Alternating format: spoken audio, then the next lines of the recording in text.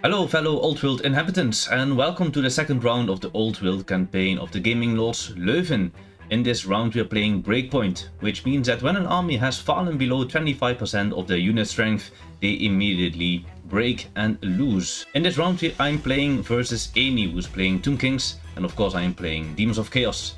So without further ado, let's get to the battle report. Hello everyone, round 2 of the Old World campaign, this time Demons of Chaos versus Tomb Kings. Today I'm playing a 1000 points battle. From this side are 3 Fiends of Slaanesh, 21 Demonettes, a Keeper of Secrets level 4 with Lore of Illusion, and 5 Seekers of Slaanesh. And on the Tomb King side, a Tomb Scorpion, Cetra, Cavalry cohort, 18? 16. 16. Skeleton chariots. And yes, chariots. Demons have the first turn, and the Keeper of Secrets is going to cast the Glittering Robe on herself, rolling a 10, which is more than enough, which means it has been cast. Because of the map side of Breaking Point, first turn charges are actually possible, so the Fiends are going to charge the Scorpion. The Keeper of Secrets is going to charge the Horseman. The Scorpion is going to hold, and the Horsemen have decided to countercharge. The Skeleton Horsemen charge 4 inch forward, making the charge range of the Keeper of Secrets actually easier. In total, the Fiends need a 15 to make the charge. They roll a 6 on their first roll and a 2 on their Swift Stride, and in total that's more than enough to make the charge. The Keeper of Secrets actually needs 18 to make the charge. She rolls a 6 on her first roll and another 4 on her Swift Stride, and that puts her in range of the Skeleton Horseman. In the combat between the Scorpion and the Fiends, the Scorpion and the Fiends both have an AoE strike first attack. The Scorpion is going first. He rolls a 5 and he needs a 3 to wound. He rolls a 4, so he wounds the Fiends. The Fiends have a 5+ war save, but they don't make it and they receive 1 wound. Then the Fiends are going to use their poison attacks. They hit all their 3 attacks. They wound 2 of those 3 attacks. The Scorpion makes 1 of his armor saves and then rolls for his regeneration save. But the regeneration save failed. Then the normal claw attacks of the Fiends. 3 of those attacks go through and deal some wounds on the Scorpion, who has a 5+ armor save but doesn't make those saves. And also only makes 1 of the regeneration saves, which means that the Scorpion has been destroyed. Fiends are going to overrun. They roll a 9 for their first 2 rolls, and then for Swift Stride they roll a 1, so 10 in total, and then they're going to reform. So after they overrun, they are allowed to reform, but they have to make a leadership test, which they make, and so they're going to turn on the spot. The next combat is a big one between the Keeper of Secrets and the Knights. The Keeper of Secrets is going first because she has AoE strike first. She's going to try to cast Spectral Doppelganger. She rolls an 8, plus 4 is 12, so that's more than enough. And then Amy is going to try to Dispel. She rolls an 8, plus 1 is 9, which is not enough to Dispel. She rolls 4 on the 2d6 automatic hits, which also wound on 2s. She misses 1, and then Amy makes 1 of the regeneration save and saves another 1. Then the Keeper of Secrets also has 6 attacks with her sword. She hits on 2s and she wounds on 2s. She deals 4 wounds in total. Amy tries her regeneration save, but she fails the 4 wounds, so 4 more Skeleton Horsemen die. Since the whole front rank has been destroyed, only the champion is allowed to strike back. He has 2 attacks, but he misses both of them, and his horse also misses its attack. Then finally the Keeper of Secrets is going to use her Thunderstorm. She has D3 attacks, but she only gets 1, and she also misses that one. 5 more Knights die because of crumbling, and then they will give ground 2 inches, and the Keeper of Secrets will follow up. So the end of turn 1 of Demons of Chaos, a very quick turn. So what happened? Mets went a little bit backwards because they are afraid of Cetra, obviously so. The Fiends have destroyed the Scorpion over here. They overran and reformed. The Keeper of Secrets won combat over here with the Horsemen, but is still locked into combat. And the Seekers went a little bit to the right, and that's the end of turn 1 of Demons of Chaos. Cetra is allowed to use his Arise ability on the Knight, so that's what he is going to do. Cetra makes the leadership test with a 10, and so 2 Knights have been brought back to life. Then Cetra is going to use his My Will Be Done, and since he is Cetra, he's allowed to share his ability with any unit in 6 inches. He rolls a 7 for his leadership, which is no problem at all. So he's going to also improve the weapon skill of the horsemen by 1.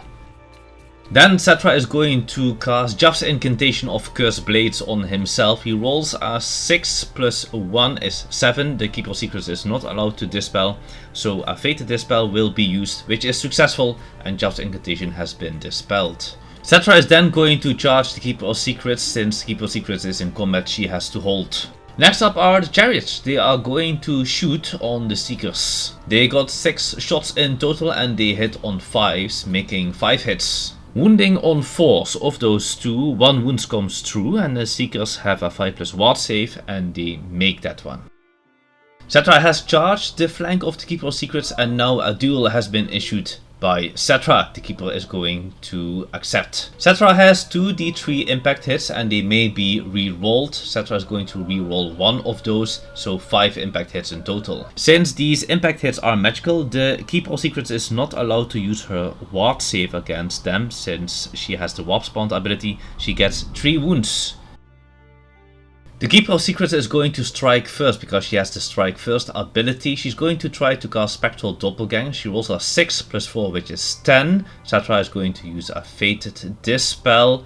He rolls a 10 also, which means he hasn't dispelled it. The Keeper of Secret rolls 5 attacks and wounds 3 times. Cetra saves 1 of the 3 attacks with his 6 plus armor save, and another one with a 5 plus ward save, and his final one with a 6 plus regeneration. However, that wound still counts towards combat resolution, which will be important later on. Then the Keeper of Secret still has 6 attacks with her sword. She hits Cetra 4 times and she wounds him 3 times. Cetra fails his armor save, also his ward saves, and finally also his regeneration saves, which means that he has been dealt 3 more wounds. Cetra has 5 attacks hitting on 4s. He manages to hit the Keeper of Secrets 3 times, and then he wounds on 5s, dealing 1 wound on the Keeper of Secrets, which he is not allowed to save because it's a magical attack. Finally, Cetra's horses are going to try to kick the Keeper of Secrets. They hit on 6s, they miss everything, and then the Keeper of Secrets is allowed to do her Thunder Stomp, but she only gets 1 hit and that also doesn't wound. The Keeper of Secrets has lost combat by 3, which means she has to roll a demonic instability test to see if she will lose any more wounds.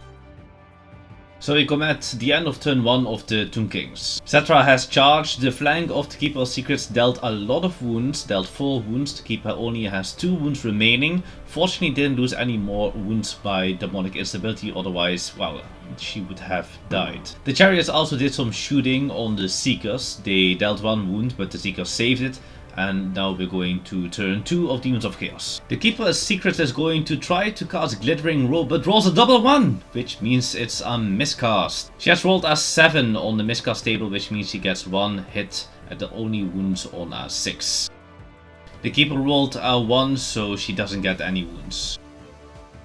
The Fiends of Slanesh are going to charge the rear of Cetra. They roll a 6 on their first roll and then a 5 on the Swift Stride, which is maximum, so they are in the back of Cetra. The Keeper of Secrets, however, is still in a challenge with Cetra. She's going to try to cast Spectral Doppelganger and she rolls very high.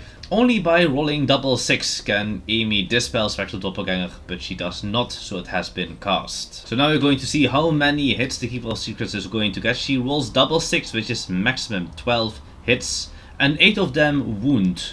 Of those 8 wounds, Cetra manages to save 2 with his 6 plus armor save. Then he still has his ward save, but unfortunately doesn't make any of those saves. And with his 5 plus regeneration save, he makes 1 save, which means Cetra has been dealt 5 wounds. Unfortunately, that means that Cetra the Great has perished against the Keeper of Secrets.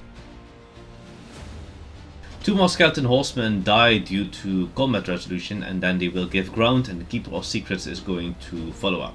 Since Cetra has died and since he was the Hierophant of the army, the whole army has to make leadership tests to see how many more models they will lose because of unstable. 2 more knights die, and then Amy was very high on the leadership for the chariots, which means another chariot dies, and at that point breakpoint has been achieved. And the whole army of the Tomb Kings unfortunately crumble, which means that the Demons of Slaanesh have won this battle. At the end of this game, we found out that playing 1000 points in Breakpoint with 2 beefy pricey lords was probably not the best way to go. That's why this game also ended so abruptly after only the second turn, which is also the fastest game I've ever played. So we've decided to do a rematch somewhere in the future with at least 2000 points. So we've come at the end of the second round of the Old World campaign, and what are the leading armies? Bart with his Ogre Kingdoms, Peter with his Orcs and Goblins, Wim with the Empire, me with Demons of Chaos, and finally Vosbal with Dwarves. If you enjoyed this video, please like and subscribe, and I hope to see you next time in the World of Legend. Until then.